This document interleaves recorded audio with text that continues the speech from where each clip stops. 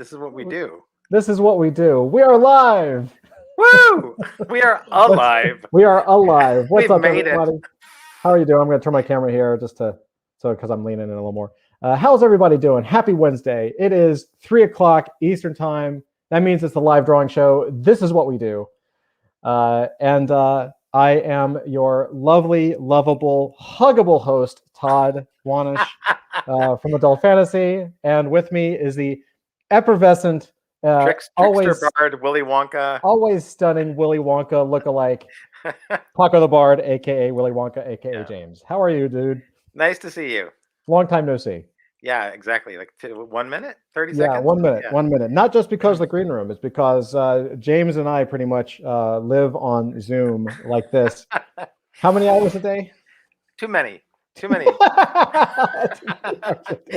Hour after hour. There's a lot. We have a lot to do. All the hours. To bring adult fantasy to life. That's true.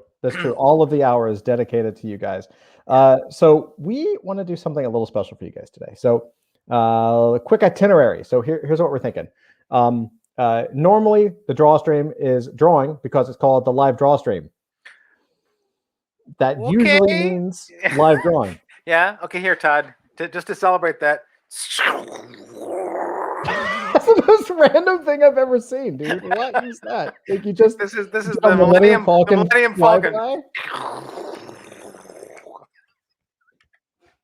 Because I don't know which I wait. I don't know which I like more: the fact that you have a Millennium Falcon sitting next to your desk, or the fact that it encouraged you to do sound effects. It even has it has sound effects. Watch, this is super fancy. Ready? That's pretty wicked. That's pretty badass. All right, so here's what we're thinking about doing today. So we're going to show you some behind the scenes stuff. I have some colors that I want to show you. A couple of people in chat. Dusty is here. Hey, Dusty. Hey. He says hey. Hey, Dusty. We have some colors. I think if this is the same Dusty, this is on your behalf. IB Grumman says, good morning from Queensland again. Good morning. Good morning. Oh my God. You are halfway around the world. That is so awesome. Or are we halfway around the world, James? Well, okay. That's getting really tricky. I know. This is like hyper Brooklyn kind of talk. I know. Opportunist says, hey, just jumping on for a bit at work. Cool. We will do everything possible to make you lose your job. No. Welcome, opportunist. So we got some colors that we're going to show you, some behind the scenes stuff. Also going to give you some updates on the project, where we are. We have smiles on our face, so that should tell you that everything is going according to plan. And finally, and really what we want to go over is give you guys a little bit of insight into what we have planned, what we have coming up. So what are we drawing?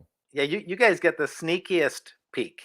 Yeah, this is the stuff that nobody else is going to see, period. Unless they watch the replay or you guys are watching now. They're just going to see it in action, and you guys are actually the behind the scenes of what we're actually doing. Yeah. So we just want to be real and open, and we also want to get feedback, right? This is for you guys, and we want to do things that are going to get you excited, so that this whole project can grow together, right? Yeah.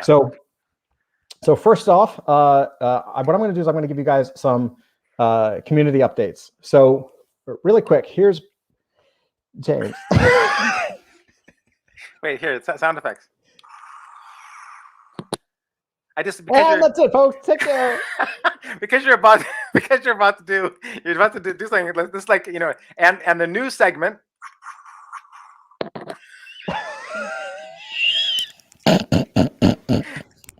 I don't even know. We've lost control already. That's good. That's awesome, dude. Okay, so the very first thing, I'm going to give you some updates where we are with the project, and then we'll jump into some colors so you can kind of see some behind the scenes stuff. So very first thing, today was actually a pretty amazing day, pretty fantastic. Shiraboom has been running end-to-end tests. Hold on, J-Ra the Roo is here. Hey, J-Ra. He says leaving towards home from visiting my grandma. Perfect for my ride home. Damn right. Awesome. Be safe. Grandma rocks. Hope you love your grandma. Grandparents are awesome. So So Melissa, aka Shiraboom, has been running end-to-end unit testing on our contracts, on our smart contracts. Dusty says, "I heard Paco's giving away his Star Wars collectibles for prizes." What have I I think done? that's a great idea. No, I'm not that kind of Willy Wonka. So not yet, anyway. So end-to-end unit testing is basically means that the contract is done. It is knock on wood working. We're running the tests to make sure that every single mint in the contract works properly. So it's a test on every single mint in the entire collection. So knock on wood, so far so good.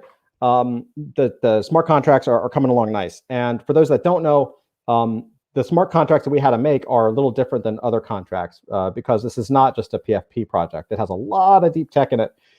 So to hear that Melissa, aka Shiraboom, and Flint have been able to get to that stage is phenomenal because they have put in months of work.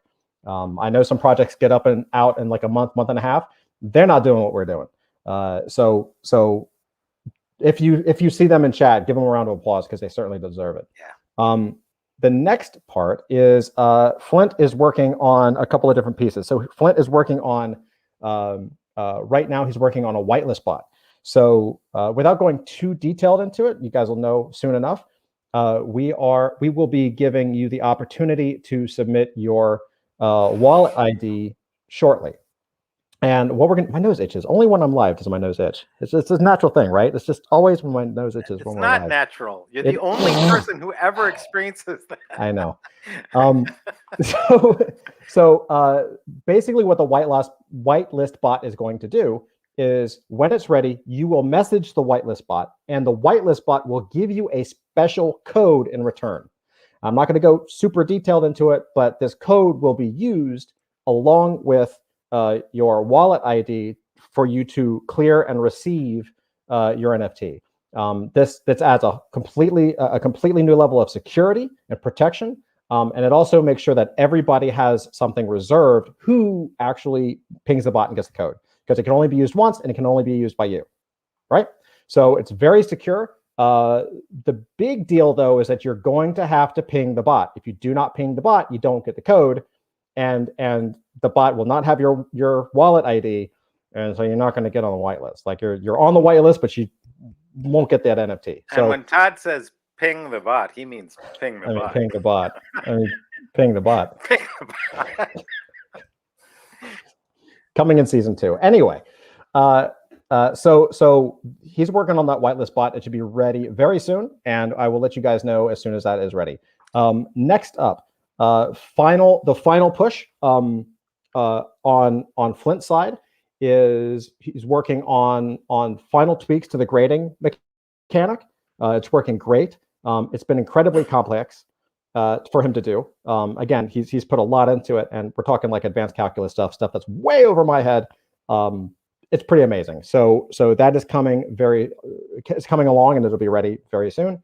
Yeah. And we have some final touches to do on the case design, just polishes. We want to make sure that everything we give to you guys is the highest quality. If you haven't, like, you should know by now, right? Hey, Homebody Oddity, Homebody's here. Welcome. Hey, Homebody. Welcome. Hey, Gareth. Hey. Carrots is here. Welcome. Hopefully you guys know by now that we take this stuff really seriously. We have a lot of fun. But everything that we put out there, we try to do at the highest level possible, whether that's the art, whether that's the putting together a Discord community, right? We put our heart and soul into every single little piece of this, and I hope it shows. It certainly will show in the case as well, so that's coming along really cool. For my part, the artwork on the characters is almost done. I have one character to draw from scratch, and then the second character that I have to finish up. And then we're good to go. We're pretty much done with that. So which is awesome. When you guys see what Todd has been working on, I mean we're talking like when I say working on, I mean like the detail of work in this project, going back all the way to early, late February, early March. Yeah. Like the detail of the work is stunning, and the drawings and the coloring and the shadowing, like every technical detail and also the work of the different manifestations of the character. So at some point, I hope that Todd shows you. I think we did this last time actually. Showing sort of the movement of the character over time and the way that they develop, because every character has gone from sort of an initial imaginative idea into rough sketch, into more refined, into line drawing, into fine line drawing, into shadowing. Like the level of detail of each step is amazing. And then on top of that, there's also every character has a character backstory, and the character backstory we've developed the character backstories and intertwined them and interwoven them into the world building of the adult fantasy world. Way to fade into your role, James. Exactly. Hey, a salesman, right? It's the bard in me. How are you, James? How's pitching of lore? It's going really well. Yeah. No, but it's all intertwined, and it's all intertwined with the card dynamics as well. Mm-hmm. Like everything is all integrated, which is phenomenal. Yeah, and just to put it out there, like I think if anyone has tuned into James's lore drops, you can tell, right? This is not stuff that he's just like coming up with on the fly. Like this is not stuff that he's just like, oh, I need to come up with something today. I couldn't have. Like this is it's too detailed. Yeah. I mean, it's like way too detailed. We've totally integrated the characters in the world, and even the cards. For those of you who are coming in who don't understand yet or know, or you haven't checked out our website, you haven't looked at the white paper. That white paper is deep. The white paper is incredibly deep, and took an enormous amount of work to create on as a team. And we've created cards that do the impossible in the real world, right? In the IRL, like these cards do the impossible, which is they grade backwards. Mm-hmm. The cards de-age, which fits in totally with our world, which is a world in which it's a temporal extension zone, and things you can different multiple manifestations of time, because the fourth dimensional beings exist there, right? And it's like so everything is integrated if you begin to pull it apart. So and we're hoping that you guys will engage your creative imaginations in storytelling and drawing, and Todd has a lot to talk about engaging you in your creative energies. Yeah, for sure. That's certainly where we're headed, and I think you're going to see some of that today, because we're going to reveal sort of the level 1 and level 2 of the larger game that we're creating, and what that means, what a game means to us, really, I think is what I hope to start to unpack today. Awesome. So hopefully that's a good update, guys. We're coming very close. I know. The number one question is when mint, and the number 2 question is what price? What's the mint price? When mint is mid-November, so we're coming up. We are internally deciding between 2 dates, and the only reason we haven't come out and said this date and this time is to make sure we want to make sure that these contracts are ready, that that Flint and Melissa have enough time to do all the stuff they need to do to finalize the grading curve, to finalize the case design on the tech side. They're building a player from scratch, a viewer, right, and the smart contracts. So that's a lot of stuff. That's like a lot of stuff. So we just want to make sure that they have enough time, that they don't feel so pressured to the point where they just don't feel like they can get it done. But they are very, very close. Like I said, the big news of this morning anyway was that the end-to-end unit test of the entire smart contract is running. And knock on wood, yes. It doesn't seem like there's no critical failures, right? Everything is, to put it, what did Melissa say? She said she's worried that nothing is going wrong with it. Because if something happened, if there was at least one error, she's like, I just want one error that would take me like an hour to fix. Because if everything runs perfect, she's then questioning that's right. the end-to-end test. Like, well, I don't know, right? But they're doing fantastic. Absolutely. J Silver 09 says end-to-end testing, such a necessary pain, for sure. And this test, I think, is taking the end-to-end test. The unit test takes about an hour and a half right now, because it goes through every single mint. right? From number 1 to number 10,000. It just goes, it checks every single one. I wish I could be more technical than that, but that ain't my skill set. So, Melissa will be on tomorrow morning, and we'll talk about this later. Melissa will be on tomorrow morning on her dev call and her client call and her code call at 8 a.m. or 8:30. Gosh, I got to check my own calendar. 8:30 a.m. tomorrow Eastern time. Melissa will be on, and I'm sure she'll dive into the code if you guys want to see that for sure. I'm sure she's going to talk about it. So that's the update for that. So what I would like to do next, I want to show you guys some colors. I know this is what Dusty's here for. So I'm just going to save. I'm going to save the one he wanted for last, just to. That's so mean. Just to be a dick. Hey, Kurodu. Kurodu's here. Welcome. Almost missed it again. Well, you didn't miss it. You're here, and that's what counts. So I'm going to show you some colors. This is a caveat. These are almost finals. Dusty says rude. That's right. Yeah, what? So these are almost final. So what that means is we go through and we get all the colors to where we want them. And really it's just like dumping colors in and figuring out the palette. And then once we get the match, once it's like, okay, these colors are what looks good, once the colors are approved, then we go back in and really make sure that we're not missing any spots, any color spots, right? No holes in the paint. So these are all, let me share, these were all colored by Jen Yoko D on our team. She's also in chat. Let me share. I'm going to share an image. I'm going to share a window. Share this guy. So this is Triceracop. I don't know if you can see this. Let me zoom in a little bit. So he's looking pretty good. The other thing is these are pixelated. They look way better, sharp, and because they're vector images. But these are just kind of the reference JPEGs that we use. Because if they look good, all pixelated and kind of crappy, then we know they look good.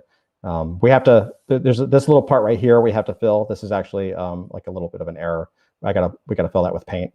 But you can kind of see what's happening. Like I said, these are almost finals, right? That's awesome. So he's looking great. He's a cross between some of my favorite characters. I've always loved the Rhino from Amazing Spider-Man. So don't know why. It's just such a ridiculous character, but so cool at the same time. Triceracop is our adult fantasy version of the Rhino crossed with the Big Boss Man from WWE wrestling. Because why not? Right? I mean, it makes total sense. I mean, it's a natural fit. It's a completely natural fit. So I'll zoom in. I got looks pretty tough. He's looking pretty good. Like I said, this is the almost final. We have a little bit more work to do on him. I may lighten up one or two things, and we may tweak the colors just a little bit and fix some errors. But I wanted to give you guys kind of a pre-show, right? Go ahead. I love the detail that you made his shirt too tight. That's fantastic. Just in the center, though. Yeah, no, that's fantastic. Yeah. Heenan says, yo back. Carrot says, oh, totally Big Boss Man. Absolutely, right? Yep. Kurodu says, is his police siren the Jurassic Park theme tune? Absolutely awesome. should be. Absolutely should be. And so the next step, just to give you guys a heads up, because I'll probably show you this too.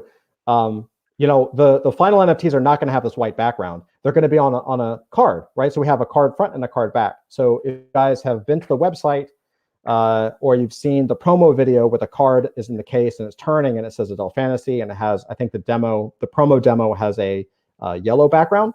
He'll be on a card, right, with his name on it and a background color and the logo. And each level of character, each tier will have its own color, right? So there's rare 1, rare 2, super rare 1, super rare 2, epic 1, epic 2, legendary 1, legendary 2, and then mythic 1 and mythic 2.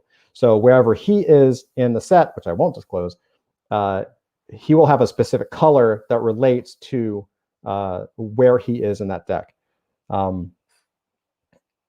J-Rod says, I couldn't remember the name of this dang dinosaur for my video. What's up, J-Rod? So anyone that knows, I posted this in just a sidebar. I posted this in our announcements. If you have not seen J-Rod LaRue's latest video, you absolutely should. He reviews a couple of fantastic projects.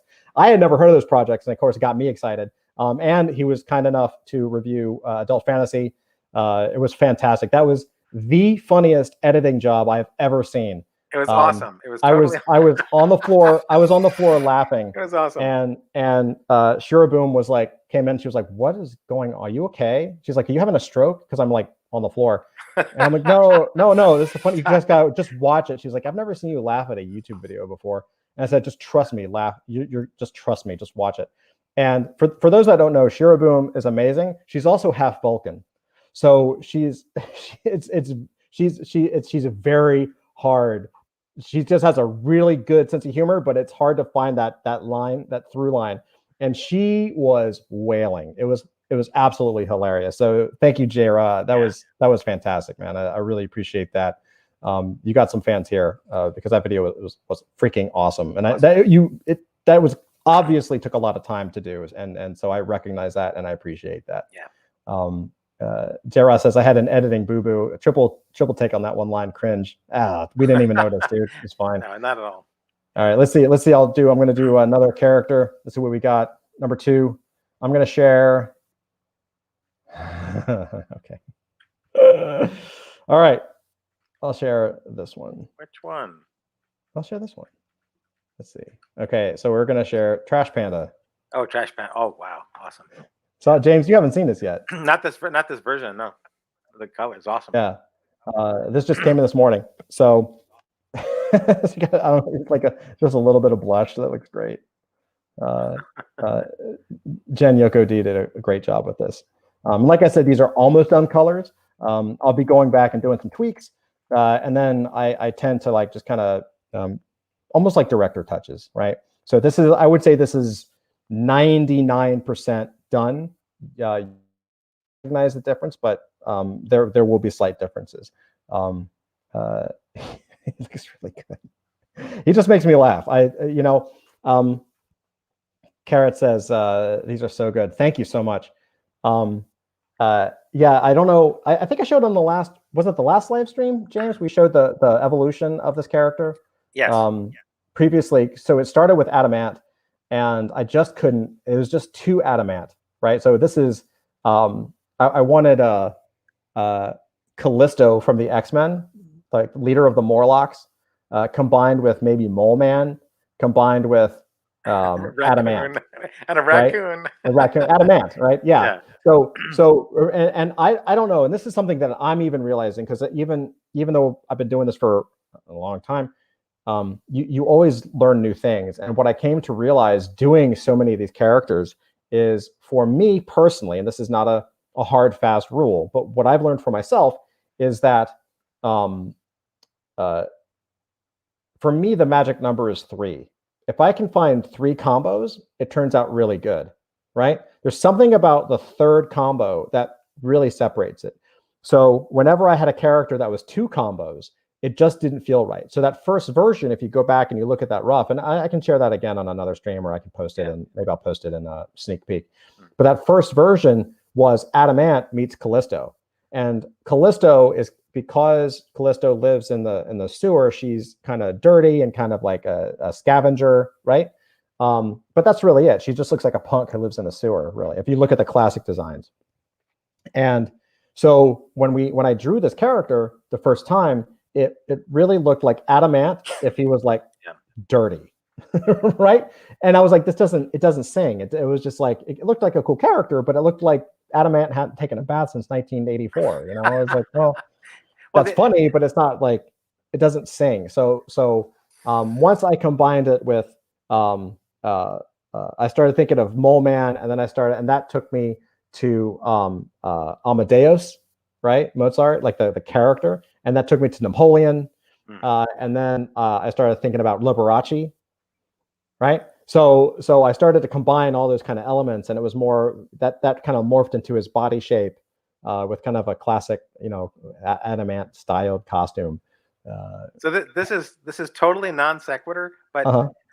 My wife, Sean, Uh-huh. her father was the lighting guy on Liberace's first show. Really? Yeah, That's awesome. when Liberace first went on television, her father was the lighting person on that show. That's awesome. We should one day we're gonna have to get her on to talk about Aeon Flux.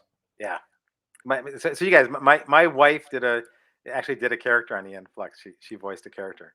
And she's a television producer, but she was an actress before that.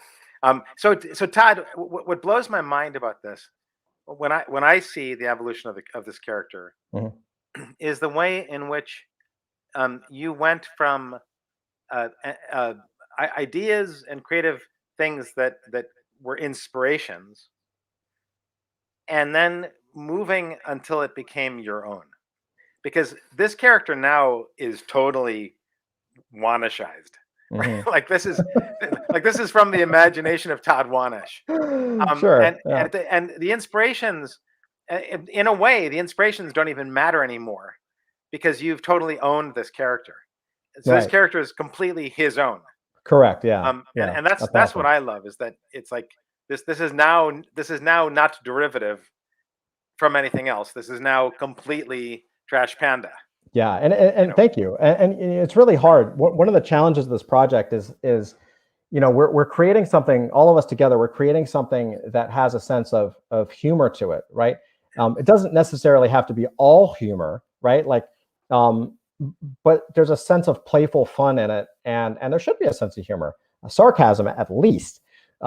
With that said, that sarcasm doesn't always come out through the drawing, right? Like I would love to say like every single character should be funny, but that's just not life, right? Some characters come out and they're hilarious, and some of these characters come out and they look awesome, right? And some characters come out and they're like, okay, that looks so cool, it's cool. If it looks only okay, I try to go back and do something better. At least with the time that I have, right? So you have a character like this who looks cool to me. I love this character now. yeah. And there's a little bit of a humor to it, right? Wait, for sure. wait. There's a lot of humor to it. Okay, there's a lot of humor, right? Yeah. But then on the flip side, you have like we did the Clairvoy drop today. Now Yeah. Clairvoy is just a badass. Like there's no humor in that character. She's just like a straight up assassin, like a 5-foot assassin. Right. And that's okay. Like I think as it goes along, there's a balance, and I believe that one of the things that leads to great humor is when you have down the road serious characters that run in with complete clowns, because it forces that serious character into a world that they're not familiar with, which sets the stage for comedy and skits and all kinds of fun things, right? Absolutely. In fact, every comic duo has a straight man and the comic. Like every comic duo needs the foil, right? There's one person who's like, what, and the other person who's like, coming up with all the comedic shtick. And that then sends it into humor. So I think it's perfect to have a balance of these characters. It's what creates the comic world. Right, for sure. So Jay, wait, where's my mouse? There we go. Jay Silver says some of these drafts should be like 1-of-1 drops. That'd be so cool. And we have talked about things like that. Charlene says Charlene seconds that. All right. Okay. All right. I think we listen and we obey usually. So usually. I don't know if that's true. We'll talk about that for sure. Yeah. Oh man, my drafts. Oh boy, so they're drafts because they're not good to me. But all right, that's fine. Oh, Todd, you guys, I someday when Todd's not on the call, I will take you through my collection of the earliest drafts and moving through, because I recorded them. It is amazing. It really is amazing to see the transformation, because when you think of what a comic, like when you think of comic book art or cartoon is the transformation, right? Transformation over time and space. But even seeing the drawings is a cartoon. Like like when you see the earliest drawings to the newest drawings, there's this transformation over time. which actually that would make a really cool cartoon in of itself if you ever. That would. I'm glad you took screenshots because some of that stuff I don't even know because I just draw over stuff sometimes. So we'll see. I can't believe you do that. I know. You have to. I have most of it. We'll see what's up. But Charlene applauds it, and Jay Silver has a great idea as well. So, all right. So I'm going to share. I know. Dusty wants to see this. So I'm going to go for it. So this is. I'm going to share Heinus's colors. Heinus was fun because he actually. You know what he's going to look like. You just know it. All right. Here we go. Heinus. There you go. Wow, he has a cape. Yes, he has a cape. So he has a cape now. Yeah, wow. He does. He always did. He just didn't see it. It wasn't colored. So Heinus was He-Man, obviously, Prince Valiant, which some people probably never would have caught, and Mechaneck, which is also another He-Man character. So it's not me, He-Man. I'm telling you.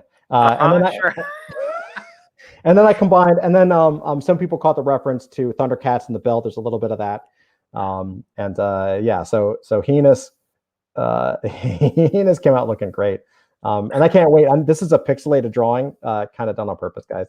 So I can't wait to you see what he looks like without pixelation and really sharp. Like it looks really, really good. And his neck, for those of you who wonder, his neck is variable length.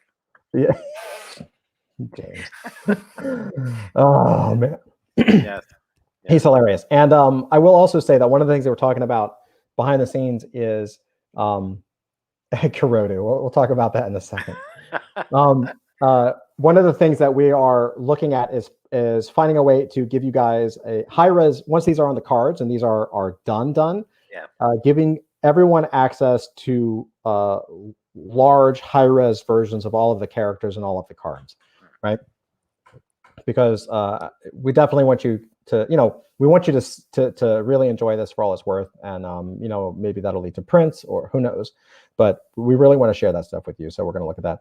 Kurodu says, excuse me, where is her Gina? Yeah, so we had a vote because there was a big outcry for, we did Heinus, and then people said we need Sheenus, and so people started coming up with all kinds of variant names. But hey, the community spoke. We decided to do a community poll, and Sheenus got bounced. Like, I was surprised. I was really genuinely surprised on that. I know people voted for what Todd had been, what Todd had planned on creating, and I was like, oh wow. The three questions were Sheenus, B was anything but Sheenus, and C was what Todd was going to do originally. And even everything but Sheenus beat Sheenus. So at least for now, we got to put Sheenus or Hergina on the table, kind of shelve that a little bit. But it's never gone. It is never gone because I actually have kind of an idea for what that would look like now. So we'll see. But I'm really glad to share Heinus with you. I'm really happy with him. He's pretty funny, and he's going to play a big part. No pun intended.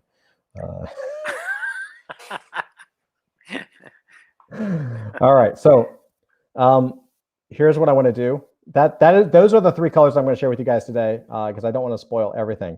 What I do want to spoil, though, is what we have coming up. This is going to give me probably another 10-20 minutes to go through, because it's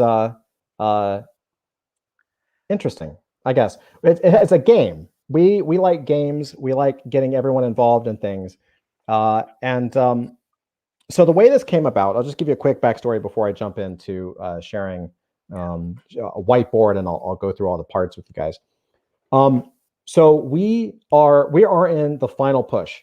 As I mentioned at the beginning of the call, we are marching right towards that launch. You guys are going to have a launch date very soon, and we basically have opened up the final whitelist spot. So I think was it yesterday, James, or 2 days ago? We opened up 2 days.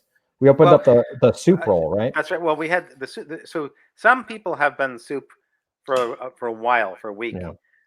But actually getting onto the soup roll was not officially launched until like yesterday. Yeah.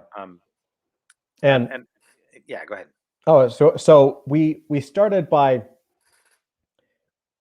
what we really wanted to approach it as a kind of a choose your own adventure, right? If you guys are ever familiar with that, if you're not, if I'm dating myself, never would happen. Google it. It's basically you just choose your own adventure. You're choose your own whitelist adventure, right? Hey, we want to get on the whitelist. How do you get on the whitelist? Any of these dozen things, right? Any of these half a dozen things. Pick your favorite, go for it, have fun with it, right? The last thing that we want to do is force somebody to do something they don't want to do or to not have fun, because the whole point is to have fun with this stuff. Yep. And what we realized pretty soon after launch of that, and we knew this right before we launched it, but we spent so much time writing up everything. We just felt that it was a little too complicated, and it just wasn't fun enough. So is that fair to say, James? Yeah, I mean, the way that I would describe it is that we had so many ideas and we wanted so many different pathways to get in, that when we actually launched it, I think people were like, it's that thing of walking into Willy Wonka, to talk about Willy Wonka.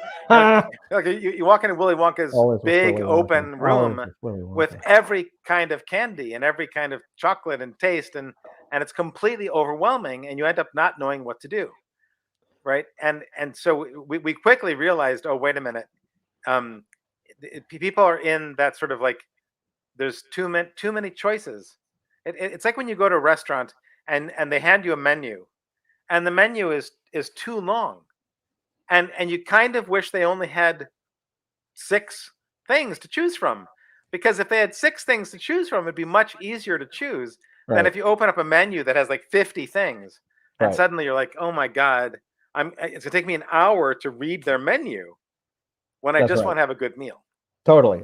Speaking of which, James, I still have that gobstopper that you gave me last time I came by your office. It tastes still good. I've been eating it for like 3 months and it just doesn't stop tasting.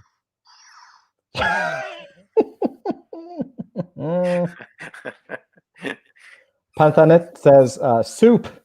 Soup, yes, soup. Jeffrey says, I'm glad to be an OG. Can't wait to see more. Yeah, we're going to give you a sneak peek in about 30 seconds here. Jay Silver says paralysis by analysis. 100%. Exactly. That's exactly what we were talking about. Yep. And so we wanted to keep the challenge we had is like, how can we keep everything in? We have a lot of things already planned. So how can we connect to those things and go ahead and start that path?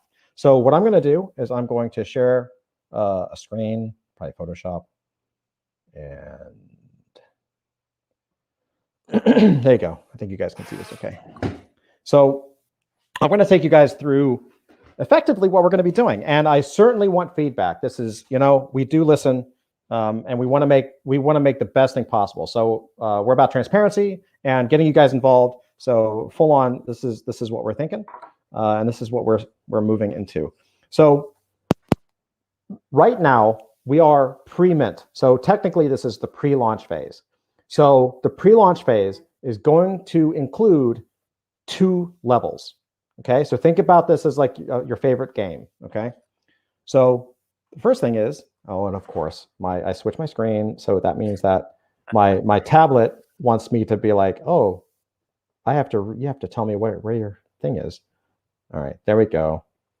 Let's see if that works. There we go. Yeah, okay. I don't know why it is. It just always is. All right. There we go. Okay, so level 1. Oh my God, that's so light. Let me get this bigger. Let's go darker blue, and we go bigger. Try this. How are you liking your new pad, by the way? It's really good. It's really good. The limitation now, if there's any limitation, is not the pad, it's the application. Because and I've mentioned this before, like without getting totally sidetracked, I've used Flash since it came out, right? I mean, I was involved I was the director on the first broadcast animated Flash video, so I have a love-hate relationship with it. I've been using it for 20 something years now. So basically, I know where my line goes, right? When I draw, I know exactly where it's going. And so the application can't actually hit that.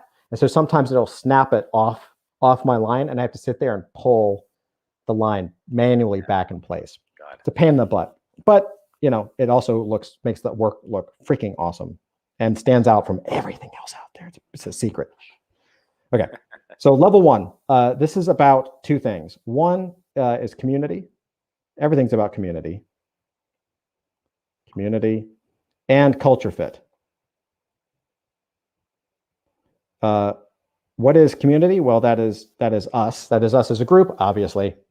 What is culture fit? Culture fit is in regards to, the best way I can explain it in regards to how it relates to adult fantasy is, we are creating something that is going to be very challenging for flippers or whales because of the technical aspect of this project, right? They can flip things. You can buy it and you can flip it the next day. I'm sure people will, like 100%. People are going to flip it the next day, but that's probably because they don't know what they have and they don't know what it does, right? But this is also something that changes on a day-to-day basis. So we want people that come into our universe, into adult fantasy, to hopefully have some kind of affinity for the things that we're creating. So it's not that complicated. We're super nerds that love art, animation, comics, pop culture, movies, right? You would think that kind of fits with everybody, but it just doesn't. Some people don't care, or some people are just in it for the product or the money, and they want the thing and they want to flip and they want to go. So we want to make sure that as much as possible, that people who come in want to be part of the community and are a fit for the things that we're doing. Level two is effectively evangelism or promotion, right? It's getting that word of mouth out there. Yeah. Okay. And when I say evangelism, I'm thinking old school Apple evangelists, right? So the way that Apple blew up was people talked about it, right? And that's why you have the lines out the door. So word of mouth is the biggest thing we could possibly do at this moment in time, because no matter how much Todd says, oh my God, our project is awesome, no matter how much James says, oh my God, our project is awesome, nobody cares, because we're completely biased, right? We've been working on it. We know exactly what we're building. We know the power of it. We know how much fun it is. We know how amazing it is. We're completely biased though. What is more important is when you say that this is awesome. When you say, no, guys, you really got to check this out. This community is cool. This artwork is cool. What they're doing is unique. It's never been done before. You have more power than we do, right? So what we need to do in that regard is create a little bit of a flywheel where on the one side, level one people can come in and they become a culture fit, and then they get excited and do word of mouth. Like, oh my God, guys, you gotta come in here. And with the word of mouth, that actually goes outside of the little Discord ecosystem we have and brings more people back in, right? It's a virtuous circle by people who actually get what we're trying to do and who love it, right? Like I said, your voice is so much stronger than ours is. And that's just the way it is, right? And anyone that tells you differently on any other project is lying to themselves, right? Without you guys, there is no us, period, end of story. So we appreciate you guys 100%. So there's a level one and a level two. Let me show you how this actually breaks out. So I'm gonna draw a little bit of, if you don't know, I love staircases. Todd likes ladders and staircases. I love ladders and staircases. I just love it. It always works. Okay, so I'm going to draw a little dividing thing here, a little dividing thing here. So here's level one. What is level one? Well, for us, oh my God, Todd, level one is verified. Okay, so we worked really hard last week. Verified, yeah, that's right. Okay, I spelled it right. You guys may have noticed that we did a lot of Discord changes, right? There were some things that were missing and some things that were showing up and all this kind of Carrots. Yes, Carrot says, right. this is Todd's staircase, like Jacob's ladder. It's true. It's not as creepy. True. One of my all-time favorite movies, but one that's hard for me to watch. That movie scared the bejesus out of me. Yeah, it's intense. It's absolutely intense. Oh my God. Brilliant acting. Yeah. So level one is verified. We did a lot of changes last week to put up that verified wall. Okay, so some of you have been verified, some of you have not. I highly recommend that everybody go get verified. Just click on the link if you see the verified thing and verify yourself. If you don't know if you're verified or not, you can just click on your name inside a Discord and you'll have the tag verified or not, right? You'll have that role or not. Level 1 is verified. That is, from this point on, everyone that comes to the server will not see anything. They'll click on the verified link, like, hey, click this thumbs up, and you can have access to the server. This is very standard practice. You guys have seen it before, right? Everybody has. So then they'll have access to the entire server, okay? It's a way to keep out bots and keep everyone safe. So for us, what is the goal of the verified people? Well, the goal for verified people is to get whitelisted. Because by definition, if they are verified but do not yet have a role, they are not whitelisted. Okay? How can they do that? And in our world, that also means that you are part of a faction. Correct. Role equals faction. Yeah. 100%. So how are they going to do that? So what we are going to do is we are going to create a scavenger hunt. And when I say we're going to create, we've already done it. James actually has already done it. James created it. James created it. Willy Wonka stepped in. Yeah, Willy. You win. You won. You won. Yes. I'm gonna Photoshop your face. I'm gonna After Effects your face onto that thing one day. Okay, so we're gonna do a scavenger hunt. James, do you want to talk briefly without giving too many secrets away about what that looks like, or do you want to skip that? Sure. I mean, the idea is to make getting into the Guardian Gloam, right? In the adult fantasy world, there's the Brooklyn, the Hyper Brooklyn, which is the Gloam that is launched over Brooklyn, and the idea is, how do you get from being verified without a faction or role into the Gloam, which is our world? And that is represented by whitelisting. And so we created a game, which is sort of it's basically a scavenger hunt where people have to seek out answers to create a code that secret code allows you to communicate with the faction person who's inside, who then actually lets you then into the Gloam, into the world. Right. And so basically, you're following the steps of the scavenger hunt, and ultimately getting a secret passcode, and the secret passcode then gives you access and entrance and access. Yeah.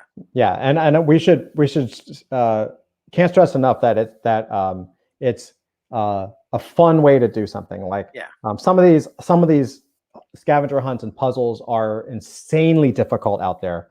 And I'm just like, how the heck do people figure this stuff out? Like, there's just no way. Like, oh yeah, well, if it's easy. It's just calculus 17, and you divide it by the Pythagorean theorem, and you multiply it by pi, and you're fine. I mean, it's obvious. Nothing like that. Like, this is about having fun, really simple. If you hate the questions, then again, you're probably not a culture fit. These are super easy. Yeah, they're fun. And they're fun. I mean, they're fun, and also it's when Todd talks about word of mouth, and then sort of the evangelism, and then the community culture fit, we're designing a scavenger hunt that immediately, if someone enjoys the scavenger hunt, it means they're the right person for adult fantasy. That's right. If someone doesn't enjoy the scavenger hunt, then we already know that person's not right for the culture of the comic playful world that we're creating. And then beyond that, of course, when someone actually gets into our community, then we engage people in a whole new level. That's right. Of involvement, and that's what I think where Todd is going next. That's exactly right. So one of the most interesting things about these levels is that level 1 people will not see what level 2 sees, and level 2 will not need to see what level 1 sees. So just like any other type of game, when you get to that next level, you don't have to go back to that first level. You don't have to go back to that previous level. You just keep moving forward. Yeah. So level 2 are the roles. So you've done the scavenger hunt, you had some fun, hopefully, and you get your role. You are now whitelisted. Everybody always asks, how do I know if I'm whitelisted? If you have a role, you are whitelisted, right? If your name is a color, you are whitelisted. And again, you can just click on your name at Discord and you can see what your roles are. And if you have a role other than verified, you are fine. Okay. Yep. So what is the goal of level 2? And this is where the fun part comes in. So I hope you guys are going to love this. We are giving you guys something really fun, and we've been working on this scenes for a while. Level 2, that means everybody with a role. So all of my OGs, primordials, hordes, swarm, soup, right? God, did I forget anybody? No. Okay. I was listening very carefully. I know. You're going to be able to get an exclusive 1-of-1 grail. And when we mean grail, we mean grail. Okay. This is 1-of-1.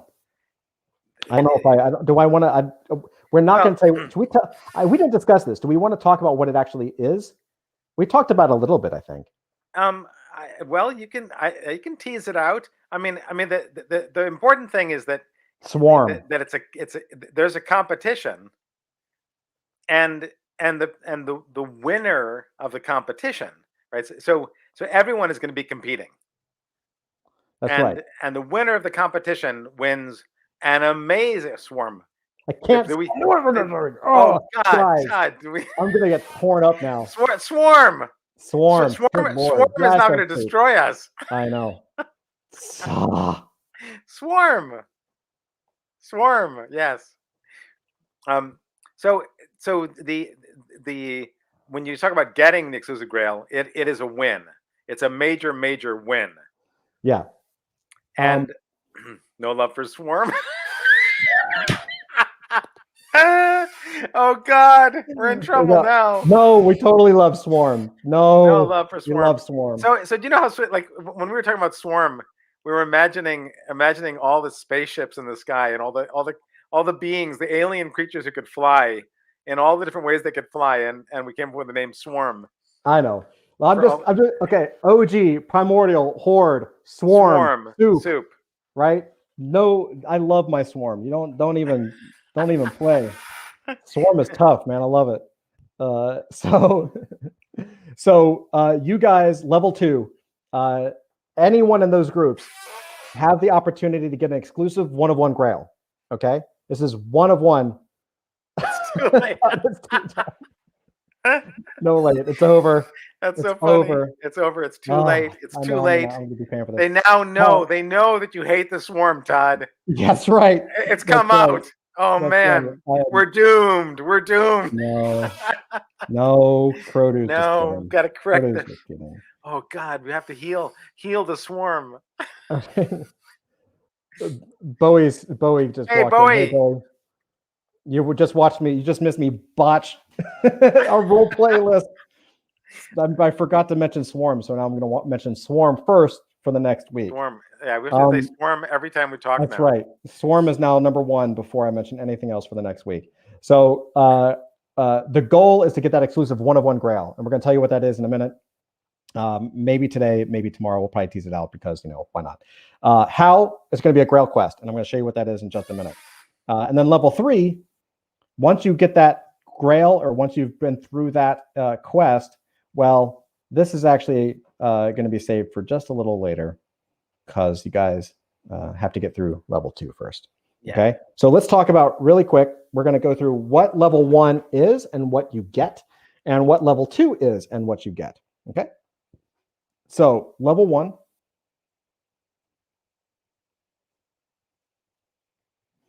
is verified.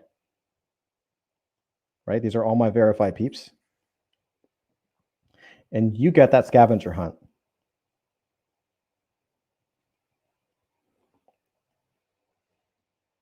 You'll also have access to giveaways. Okay. But you cannot be swarm.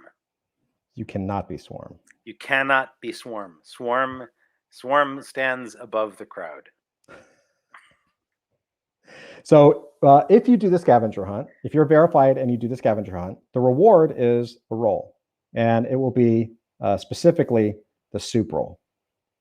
Okay, because swarm is locked, as is horde, primordial, I'm going backwards now. OG, right? They are all locked off, but Soup is open, and that will be the final role. But Bowie said, "What? What's new in that?" Soup. So you will get the Soup role if you jump into that scavenger hunt and succeed. For the giveaways, the reward for winning a giveaway, as you guys probably know, is an NFT, and these are raffles, right? So if you are verified, this is where you are at level 1. Okay. Now we're going to check on level 2. Level 2, when you get that role, when you've gone through the scavenger hunt and you get that role, Bowie says, "Wait, Bowie, wait! I want all the whitelists." so wait, hang tight, because what Todd is about to what Todd is about to reveal is what the things that we are building that open up only to the different factions. Only to you guys. Right? If you are in a faction, you are empowered by your faction. You guys are going to love this. And this is the key, is that we're actually engaging the factions. We're coming to the big reveal of faction power. Yeah. So for sure, I'm going to build that up. So if you guys are in roles, right? So if you're in Swarm, because I'm going to do that first. Swarm, Soup, Horde, Primordial, or OG, all right? You are going to be doing the Grail quest.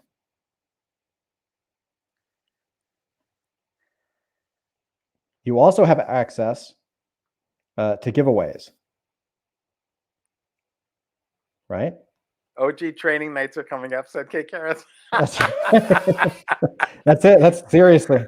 That's exactly right. We're also combining some things together, and we're calling it the Fellowship Awards. We'll talk about this in just a second, why we're doing this. But what are the Fellowship Awards? Well, these are challenges. You guys get to unlock several challenges. And in fact, this was what we originally had for the general whitelist. We're basically moving this exclusively for people with roles, okay? So this includes lore challenge. This includes fan art. This includes meme contests. This includes emojis. Yep. And this includes music, because we have some amazing people with musical talents, and this was requested. This is why we ask you guys to post stuff in feedback and ideas. I had never thought of that. We had never thought of that. Somebody posted. We said, that's cool. So these are the challenges for the Fellowship Awards. Now, here are the rewards. And these are actually multifaceted. So the first is called personal reward.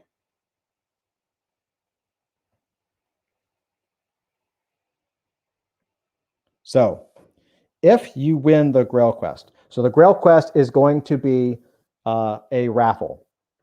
So there are tasks that you have to do. Everyone goes in, one winner is chosen, and that person gets a 1 of 1. It gets the Holy Grail, okay? Trust me, you're going to want that. I want it. I know, me too. if you think they want it, guys, we want it. Like it's one of the downsides of making something. The Grail is the kind of thing that everybody's going to be like, oh man, so and so got it. Wow, woohoo for them. Yeah, right. Great. That's great. Yay. Right. So the giveaways, you also have access to that. Those are raffles. You guys already know that. And the Fellowship Awards also gives you an NFT. We are going to be doing Fellowship Awards every Friday. We started that. I think we called them Community Rewards or something similar. Yeah. But effectively, what we want to do is we want to reward you guys for participating and helping build this universe. So we already had these challenges: lore, fan art, meme, emoji, and music. Let's just give it to you guys exclusively and raise the stakes a little, so that if you do any of these, Or if you're just super cool and you're helpful, if you don't want to do lore, you don't want to do fan art, you don't want to do a meme contest or emoji, and you don't have a musical bone in your body, that's fine. You still qualify. If you're just super cool and you engage within the Discord, and you become known to us, where we're like, oh yeah, like you notice that some of the people in chat, we know their names and we're talking to people. That all counts. It's about who is in the community for real. Again, a lot of this comes back to this little guy right here: culture fit and community, right? Thank you, Charlene. Thanks for stopping in. Totally appreciate it. Oh, let's see. Charlene says, thanks for having me. I'm a noob, but totally excited. Got a jet. Daughter parent teacher conference. Peace, everyone. Yeah, I know there's parent conference things. And my kid's in pre-K. So we don't have the parent teacher thing yet, but pretty close. Let's see where we are. So Carrot says OG training nights coming up. Vargasara says memes work for me since I can't draw. Perfect. This is a perfect example, right? If you can't draw, you can do a meme. If you don't know how to meme or you don't really feel comfortable about it, you can participate in the community, right? That's right. We really, we've taken suggestions like today we added music because somebody was like, hey, someone created music in the general chat that they were reading. So we're like, let's add music too, so that people can win from any type of creative energy. That has been we have been talking about that as a joke inside. That's very funny. Yeah, that's great. Homebody says, peace, Charlene. Thanks for coming by. Dusty saying bye. See, this is so nice, man. Everybody's super cool. Bowie, I agree. There will be tons of memes for me. Absolutely. Awesome. Panda, thanks for taking. Absolutely. Totally. Absolutely. 100%. Yeah, totally appreciate that. We absolutely want feedback and ideas streaming in because 100% we're about creating this for the community, and that means that we want everybody's input to make this as great as it can be. That's the only way it's going to be great. So this is where I think Steve Jobs would say, but wait, there's more. Exactly. Because you guys know, I think everybody understands that the roles are factions and factions are teams, and everyone is ready to go to war, and I love it. One more thing. That's right. Kuroda says one more thing, right? That's the Steve Jobs thing. Factions are teams, and everybody is ready to go to battle, and we have been preparing for that. So we thought, what could we do to bring everybody together and really make this a team effort? So, two things. The first, we're going to call this a faction reward. What is a faction reward? Well, for the person who wins the Grail, their faction, whoever they are associated with it, probably Swarm, just saying, that winning faction will get 5 NFTs. Okay, so we will pick those names at random. It'll be a raffle, but 5 people from that faction will receive 5 NFTs. That in itself is pretty awesome. Do you guys think that's pretty cool? So whoever wins, there's more people that win. Let me know in chat. Do you guys like that concept? I'll give it a second because I know it takes a second for these things to come in. Hopefully you guys don't leave me hanging. They're totally leaving me hanging. They just don't care. They're leaving you hanging, Tom. They're leaving me hanging. All right, that's fine. They'll type eventually. So the first thing we're going to do is faction rewards. Oh, there we go. There you go. 100%. 100%. Yes. Dusty says yes. Awesome. Jay Silver says faction rewards remind me of Destiny. LOL. I love it. Bowie says 100%. Kurodu sounds awesome. Panthanet says awesome. Thank you guys. So that's the first thing. Yeah, and I want to add to that like if you think about it, like if you talk about by the numbers, if you can get everybody in your faction to submit, then the numbers in the pool are much higher. So the chances of everybody winning are much higher. In other words, like this is about like if you can energize your faction to go after the Grail quest, then your chances of everybody benefiting are much higher. And that's, so that, okay, now Todd, one more And I'm thing. going to give you. I'm excited about this, and I'm really interested in hearing what you guys think. We also want to give you another reason to work together as a team. Okay, because this is something that most other communities just don't do. To be honest, everyone's kind of out for themselves, which is fine, but we try to be a little different. So we thought of a way. So what if we do this? Here's how we're going to get you guys to work together. Each team. This is me drawing on the fly here. I didn't even do reference for this. I don't even know. I'm just gonna. I have like 4. Okay, you guys in chat, what is that? Pictionary. What is Todd drawing? Oh no, I'm losing my cred. I'm just gonna tell you, it's supposed to have. It really needs 4 wheels. I don't know. It's like a weird. It needs 4 wheels, or it's gonna fall over. Yeah, that's not. It's a washing machine. That's funny. Oh my god, that is hilarious. Everybody gets a washing machine. All right, a new car. Yes. Oh my god, I don't know. Hilarious. That was on the fly. This is why I need to use reference. Anyway, there were two people said safe. That's so good. It's a washing machine. Every faction has their own vault. Every faction has their own vault. Okay, so I'm just. It's not your vault. It's not your vault. Yes, it's your vault. It's your vault.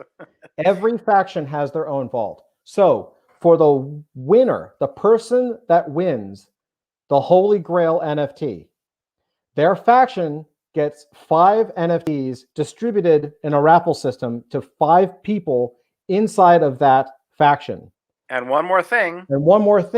That faction's vault gets a 1-of-1 grail. You guys have no idea what that means. You guys get a grail. It's so awesome. In your vault. Now, what does that mean? Well, I'm not going to tell you. But what I will tell you is there are some amazing opportunities within the NFT space. Okay? Yeah. Some people are doing DAOs. Some people are doing fractional collections, fractional vaults. Some people are doing auctions, right? And distributions. We will decide what that actually is together after launch. But what I will tell you with 100% certainty is that the OGs have a vault. The Primordials have a vault. The Horde has a vault. The Swarm has a vault. And the Soups have a vault. And by working together to help the community do word of mouth, your vault gets bigger. Items, or at least collectible items. Okay? More collectibles in your vault. And the way to have access to that vault is by holding an adult fantasy NFT.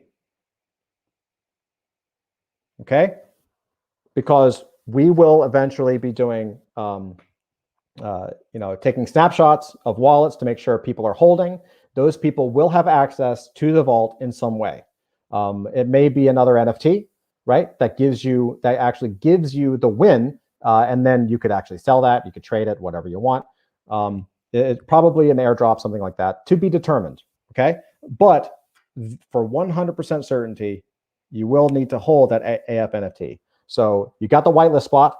You help promote. You get out there, your team gets that rare grail as a collective in your faction vault. Yeah. And all you have to do is play. And we, the other thing is, and we've been very circumspect. We've been very hidden about talking about the future world of adult fantasy, but what it can become. and part of why we haven't gone there yet is that that's not where we are, right? Where we are right now, it's like when you build out a world, you can't start building out what's coming 10 years from now or 2 years from now or even 1 year from now, because that's not what you're working on. But what we've been planning is 1 year ahead and beyond. um, the focus right now is on getting the community really strong and getting us to a place where we're actually working as a community and we understand the gaming world that we're creating together. um, but beyond that, there's a lot to come. And I think that one of the important things to know is that the vault represents the beyond, right? The next step beyond, because this project is not about being whitelisted ultimately, right? And it's not just about buying an NFT. This project is about all of the things that are going to be coming in the future. But the first step of that is where we are right now, which is moving towards our initial launch and the release of the Genesis characters, right? The season one. Now, the lovely thing is that season one implies season two. That's right. That's right. And series, a great series goes. I mean, look at Marvel Comics universe and all of the series launches they've done. If you look at it as a universe, they've gone through so many evolutions, and that's what we're imagining and building is towards a much wider world with many different things, many different ways for creative expansion and development and involvement in the community. For sure. And just to echo that, what I would say is that one of the challenges for us in the space is that because we come from a place of having done this before, right? Not necessarily NFT launches, but we've done dozens of launches. We've helped startups, dozens of startups launch companies. Like this. This is not creating a gorgeous product and bringing it to market is not new. Okay. The thing you learn really quick is that it's better to deliver on what you promise, right? Like was it like undersell, over deliver, right? It's much better to do that than it is to do the other way, which is like, we're going to give you the world, and then something screws up or you realize you can't do it for whatever reason, and then you have a lot of people disappointed. So it's actually been a challenge, because this space, the NFT space, if there's one criticism that I have about the space right now, it's that everybody blows up on hype, right? Yeah. It would be so easy to say, we're going to do a play to earn staking DAO that's going to pay you 13 bananas every week, and you'll have access to this fractionalized, whatever. Like, that's great. But that takes a tremendous amount of time to do correctly. And most of the projects that are just saying that can't do it. And most of the projects that say it and do it are setting it up incorrectly. And they're going to get smashed. Okay. So we look at it the same way a Bored Ape Yacht Club looks at it, right? They're just now talking about a DAO. They didn't even talk about it before in their first roadmap. Why? Because they did it the right way. You got to talk to the right people. You have to really move in the right direction at the right pace. So we are giving you guys insight into what we have planned. And that's only because part of getting to that part of the roadmap is making sure that you guys work together to build your factions, to build excitement, to help push this forward and the way that we want to see it grow. Does that make sense? And also giving you enough of the vision of the future so that you can be excited. Because the other part of it is that this is really a team effort, and I don't mean the core team that we are as adult fantasy creators. I mean a team effort in the larger membership of adult fantasy, and that energy is what's going to make it come to life. For sure. Because really I just want to just as a sort of nod and mention, like K. Karras in your writing when you created the character of Jazz Hands, like Todd and I chatted about afterwards, we were both like, we could both totally see that character clear as day, and we both had a really strong idea of what that was, and we both were like, we want to see that character again, right? And that is where adult fantasy is going to explode and take 100%. That's where we're headed. You know, it's from the community energy, and growing into the future with that energy. And so we're doing everything we can to create a platform in which you guys can actually sing out, with as much energy and excitement as you can. And that means that some people are going to be here just going, I believe in you, I'm going to buy an NFT. And there are going to be other people who are like, I believe in you, I'm going to buy an NFT, but I'm going to start drawing and creating. And, so we're actually building out towards that vision where the community energy fuels this in a way that for the four core people who started working on this early on, like there's no way that we can create that alone. No. It's only created by the energy of the community and by people diving in. So that's really what we're stepping forward, with what Todd has outlined in terms of levels. It's really about recognizing how to get people understanding the world we're building and involved in taking ownership and responsibility. So I'm super excited. Yeah, I am too. So Kikara says, going to need an interpreter for this. It's like a map of the Da Vinci Code. Oh, that's awesome. Kurodu says, every faction has their own washing machine. That's pretty cool. Yeah. Kara says, so much peer pressure. Yeah, absolutely. Sorry. Yeah, not peer pressure. Fun. Fun pressure. Bodhi says, as long as I get it. It sounds awesome. Pentanit says, Grailception? Yes, sure. Exactly. Jay Silver says, hodl. That's right. Hold. Let's see where. Oh, I lost my thing. Rarely get in the live stream. You're here. You made it. Yes, I'm so glad you made it. Yay. I always want to say St. Andrew, but I know it's Dorothy. Also, Echoes matches the environment. Sure. Curtis says adult fantasy cartoon. We shall see. That's all I'm going to say. Here. Yeah, I'm focusing the binoculars on the future. I will say this: it would be a little silly for an animator to start a project where there is at least no animation. Okay, that's what I'm just going to put out there. Can I translate that into English? Sure. You made it negatives. Yes. Fair enough. It would be highly likely for an animator to create a project with a future vision of animation. Hey, that sounds way better and more positive too. Exactly. Dorothy says, have you done any character commissions? Yeah, I have over the years. Absolutely. I haven't lately. I do sometimes on the draw stream. I think we did one with I did like a Dexter's Lab. You were there. I did one with myself as Dexter's Lab, I think, because I had no idea what to do with Dexter's. But yeah, I love doing commissions. Sometimes I haven't done them in a while, but when I do them, I really enjoy it.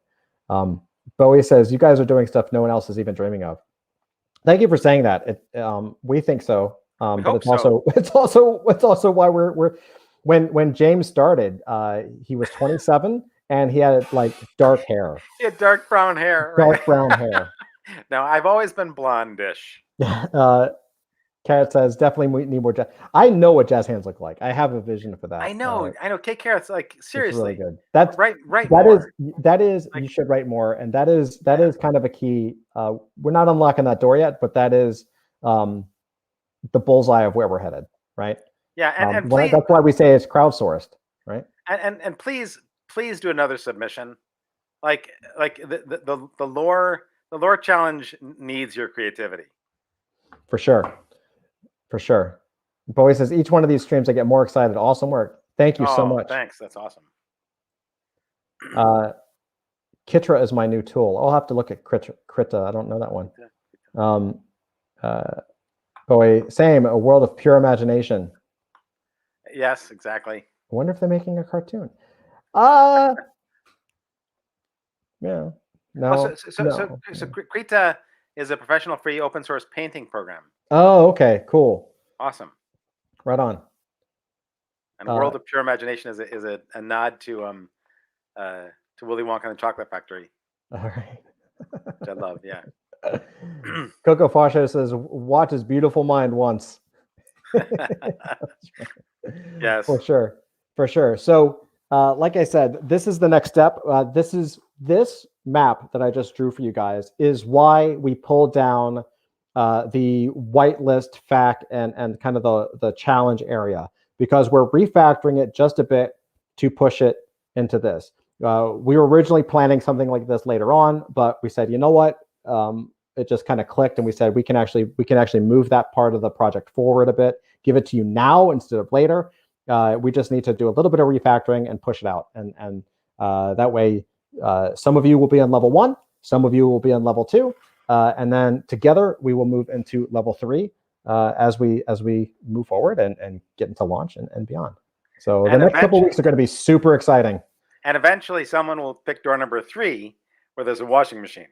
That's right. That's right. I know. I mean, theoretically, you could probably sell that Grail for a washing machine, but you never know. You never know. It's not an investment. It's a nope, not no investment advice. Not an investment. Do your own research. Yeah. All right, guys. Well, with that, that was really all we had for today. What do you guys think? All? That's it. That's always all? boring. Always boring on the draw stream. Always boring. Do you guys have any questions? I'm going to check really quick into our AMA area. Just Please, if you have any questions, please post them now. And of course, we'll be back. We'll be back next week. So we'll tackle anything that you guys come up with or think about, or for sure. And just as a reminder, so make sure to check out the calendar. The calendar is in our calendar area, which I think we called weekly calendar. So it's on the weekly calendar. Tomorrow at 8:30 a.m. is Shiraboom, aka Melissa, aka the Code Goddess, working on this project live. She's coding live. So feel free to ask her any questions.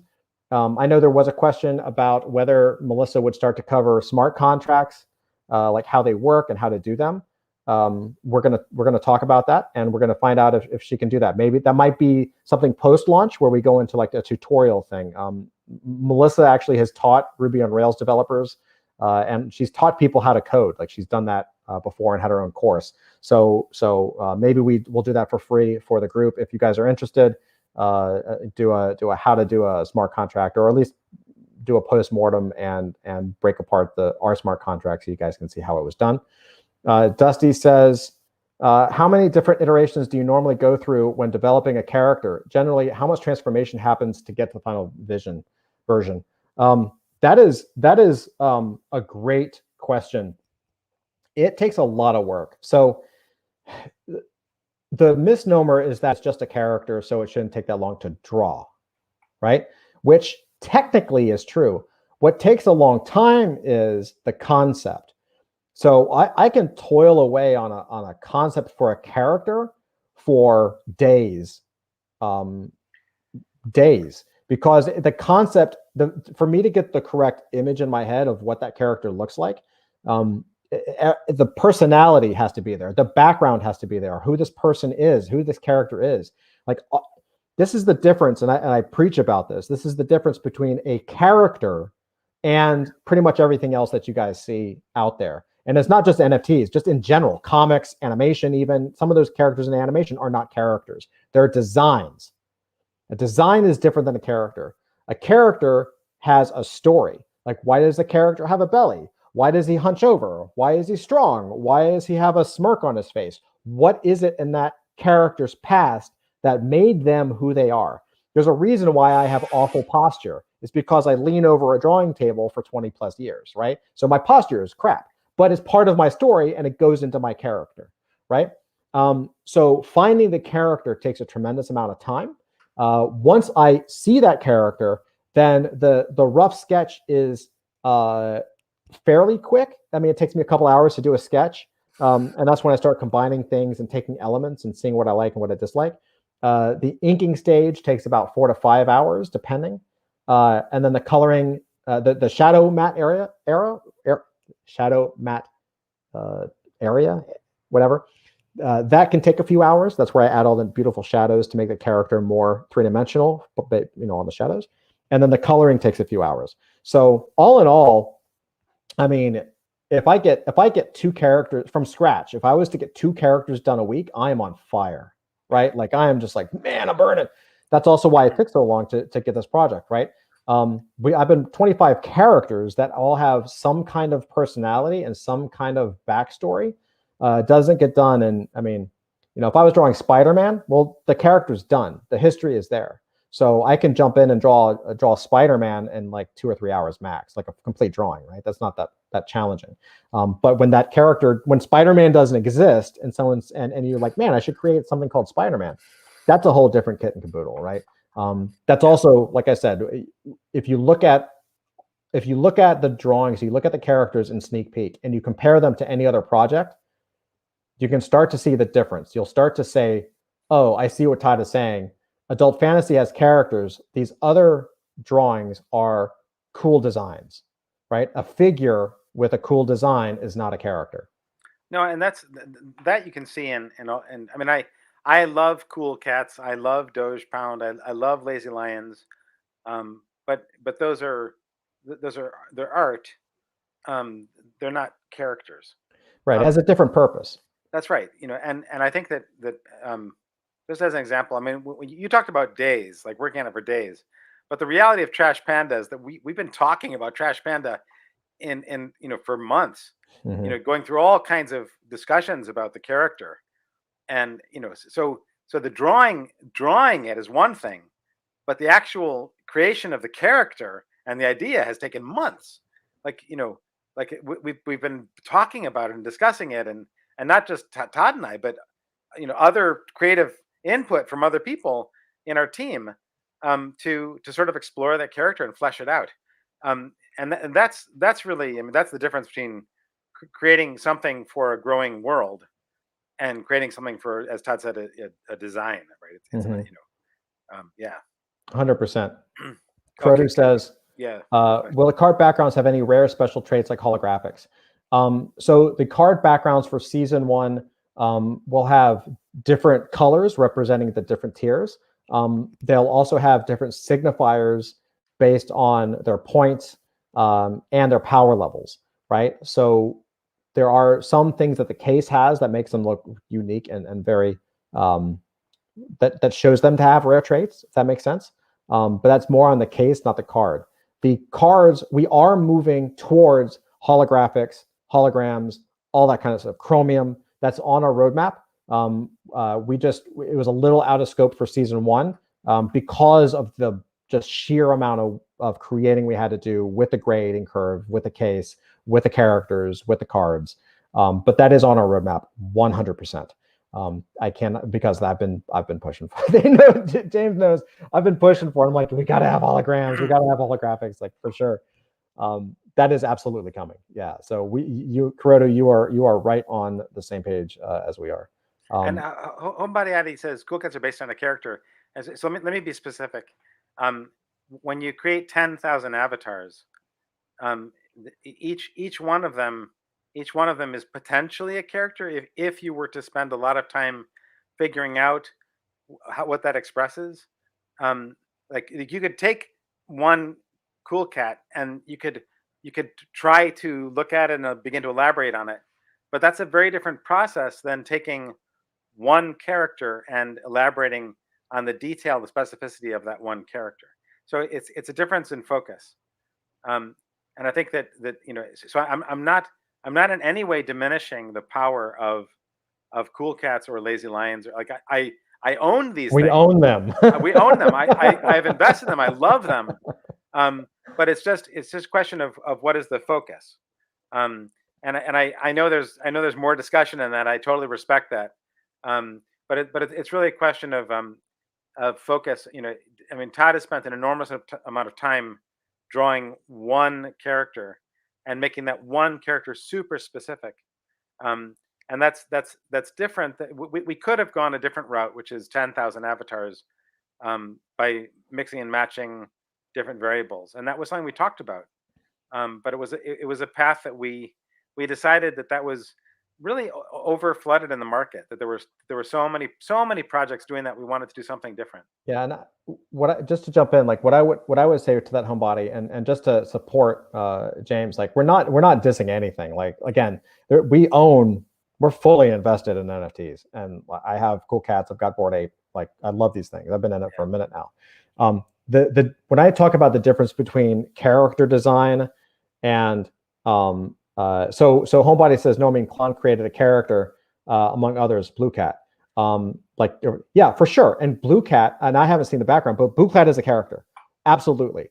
But that's the difference, right? Like Blue Cat is a character, and that if you know the character and you know the story of the character, you can relate to that character.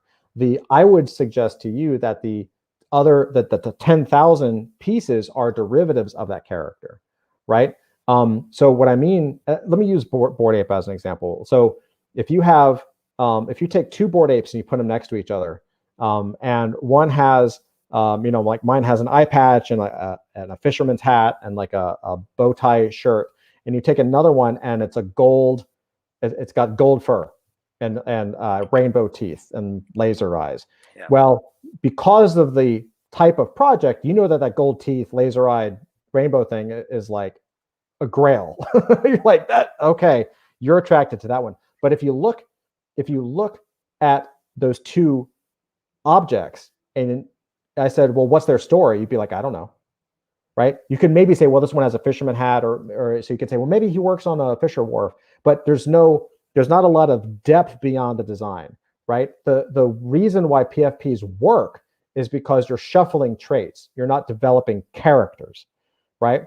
Compare that to what we're doing. If you put Heinous up next to Trash Panda, they're from completely different universes, right? It's on instant look. There's no confusing the two, and it's much easier to do something like what James did, which is launch a lore challenge, which is, okay, this character and this character walk into a bar, what happens? Because inside of that character, you can at least see a hint of what their history is, even if you didn't know their backstory, even if you haven't read the specific lore of the character or seen the back of the card to see their powers and all this kind of stuff. You can look at those characters and your mind can start creating a story out of it. Whereas it's just a difference of target. I mean, it makes sense. Yeah. In fact, I mean, homebody already said that. No, I mean, Clone created a character among others, Blue Cat. Right. That's what I'm saying. And that's exactly right. I mean, even when I look at the website of Cool Cat, you see the cat and then the different objects, almost like a costume. You're watching a costume fitting. So you sort of have one character in different moods with lots of different costumes. Right. And that's a very different thing than making 25 completely distinct characters. Right. Head to toe. That's right. So it's not to diss any of these projects because they're all fantastic. It's just to say that it's to say that we wanted to do something different. Right. And just to show you a side of this, like Extreme Tom, who's the lead dev of Cool Cats, has helped us. I reached out to him and he let us into the Paper Cats Discord, which is like their dev Discord. Yeah. And it helped us. So it's not there's a distinction, right? But it's not necessarily this is better than that. It's just a different way of going about things because we have a different plan, right? We're in a completely different area than these other projects. It's just where we're going, right? So I hope that makes sense. Does that make sense, homebody? Yeah, he says, totally agree. These products basically are the first merchandise. That's right. That's exactly right. Yeah. 100%. Yeah, and I again, like, I mean, this is just really important, you guys. There are many different ways to create really incredible NFT projects, and we have both Todd and I are invested in lots of them because we love the art, we love the creativity, we love what they represent and speak to, and and we wanted to do something that honors that, but also does something different at the same time. Mhm. So that's really the point that I would make, is that we're on a slightly different trajectory, and the trajectory that we're on is one that empowers the community to creatively build, and that's our goal. 100%. 100%. Bowie says, I think before launch there should be a cool video, 1 to 3 minutes, showing off all of this info and how this fantasy is going to work. 100%. We're actually working on something like that in the background. But we're always interested. Like, let us know. Totally. Bowie also says, I think if people knew all this info, everyone would want to be a part of this. Well, that's also why we're doing. That's why we're breaking this up into level 1 and level 2. Yeah. As I stated earlier, James and I and Flint and Melissa, we can scream at the top of our lungs how incredible a project is, but nobody cares. It's very hard to get the word out from our perspective. Like, certainly we're talking to people, we're doing our marketing thing, we're talking to a lot of people, but our voice is only loud enough because we are intrinsically biased, because it's our project, right? It's you guys that have actually the strong voice in this.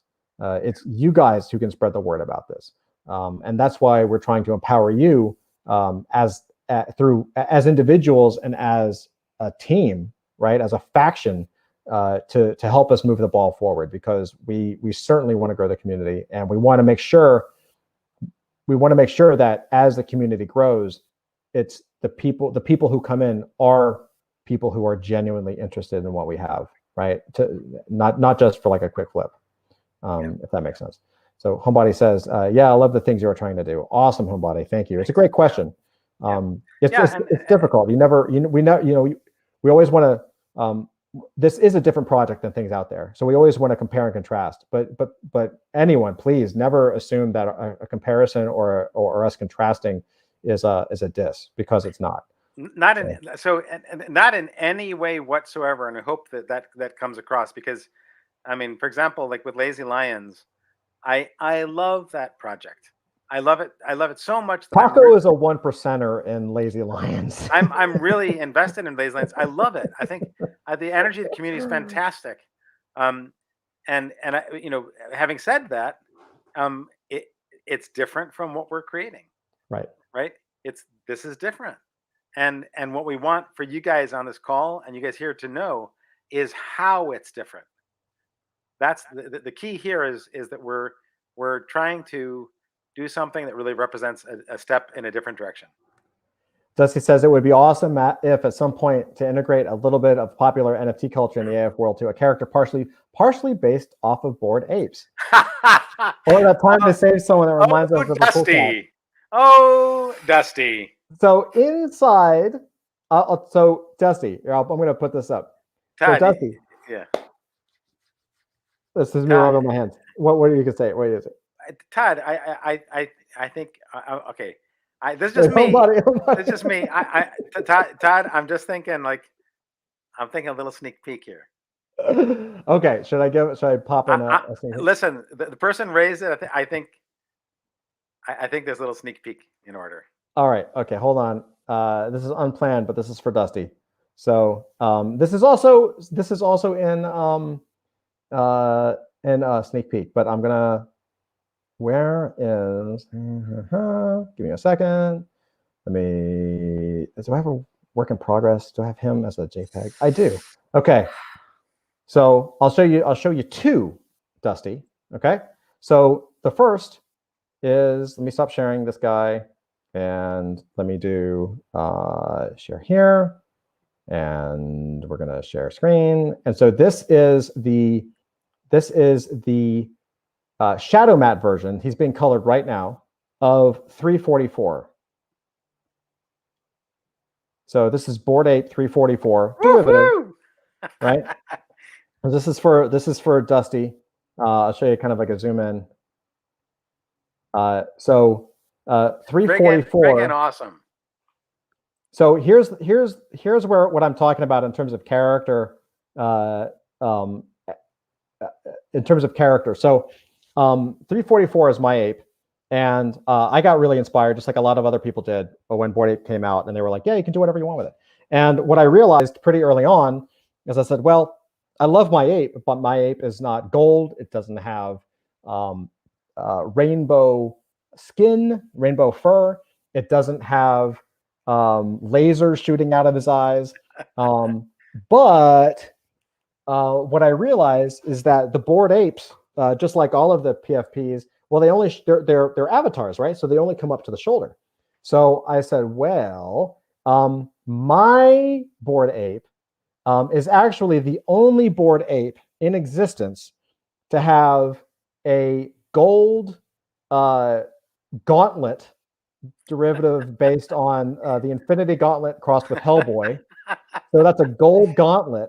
And moving up his arm, which you can see right here, is a rainbow a metallic rainbow, right? So he is both gold and rainbow, and he's the only one. It just hasn't gotten to his shoulders and his face yet.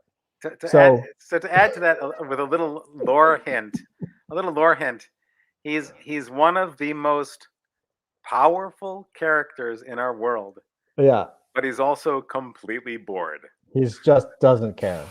He doesn't care. He just does not care.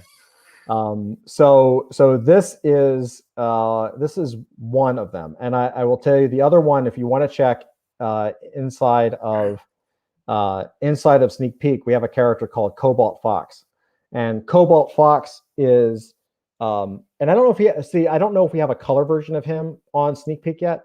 I don't think we do. I don't think so, no. So Cobalt Fox is based on a blue alien CryptoPunk combined with the movie They Live, the aliens from They Live, combined with like those suave art thieves from like the Pink Panther or Oceans. I think Oceans 12 had an art guy like that. So it's that old school suave art thief, that art heist thief, combined with They Live, combined with a blue alien CryptoPunk. So I hope that makes you. I hope that's a bullseye for you, Dusty. He says, Bowie says yes. Dusty says, oh wow, I missed that one in the sneak peeks. Bowie said, I thought I was going to see some colors. Oh, Bowie, we showed colors earlier. The colors of 344 are coming. Yeah. He looks so energetic. Reject humanity, return to monkey. That's right. Exactly. Homebody says, love it. Dusty says, amazing. Thank you guys. Yeah, so yeah, this is he will be yours hopefully very soon. And when the colors are ready, he's actually I literally, as we're on, I got a text about him as we speak. So as soon as he's ready, I will post him into he will be in a sneak peek for sure, the full color version. Great. So Bowie says, I'll go back after this. Yeah, there's some colors at the beginning. Well, anyway, guys, I love you all very much. This is fantastic. Yeah, I always so have a awesome. blast doing this. Thank you all for like hanging out with us and for staying on for so long. It's really fantastic to have such an involved community. Yeah. And you guys specifically to be so supportive. And also, you know, your thoughts and your criticisms and your questions are welcome. Like, you know, it's a good thing to challenge us and to inspire us, to keep us on our toes. It's never a bad thing. So we totally appreciate the interaction in every way. For sure. We really do. And you guys mean the world to us. And like I said, we're going to be building this together for years. Hopefully you guys are in it for the long haul. We certainly are. I mean, what the hell? We're already old. We might as well just keep doing what we're doing, right? Well, so Todd, Doresidu said, teach me how to color Wanasan. Yeah, that might be fun. Maybe we'll do a coloring tutorial. I think that'd be fantastic. Yeah, we'll do that. I'll put that on the to-do list for sure. Yeah. All right, guys. Panthani blows a kiss. Thank you so much. Thank you, everybody. Anonymity. We love you all. We're going to be hopping in Discord here. We'll take a break. We'll hop in Discord. We'll see you around. Look out for level 1 and level 2 very soon. If you're verified, you're only going to see level 1. If you're if you have a role, you will see level 2. Also, Melissa, tomorrow, 8:30 a.m. Eastern time, coding live, more live stuff behind the scenes, so that you guys can see full transparency. We're here for you, and we love supporting you guys, and we love sharing this stuff with you. So take care, everybody. And we will see you in Discord. I don't know, in like 5 5 minutes. Exactly.